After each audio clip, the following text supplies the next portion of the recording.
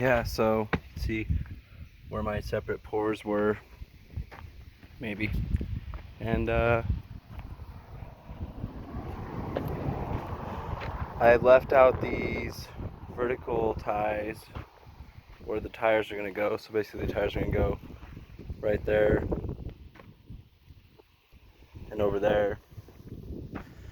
And I designed it so the tires are actually straddling these pony walls. On this one they're not going to quite be straddling, but pretty close to straddling. And you can see the orange marks there on the dirt. That's where the tires are going to go. The tires are about 24 inches wide with about a foot and a half space in between them.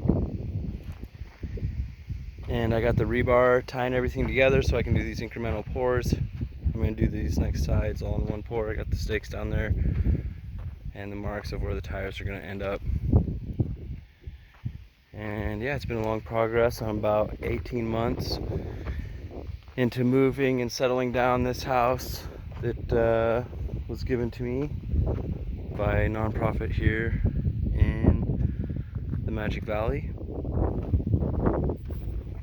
And hopefully I can wrap this up soon.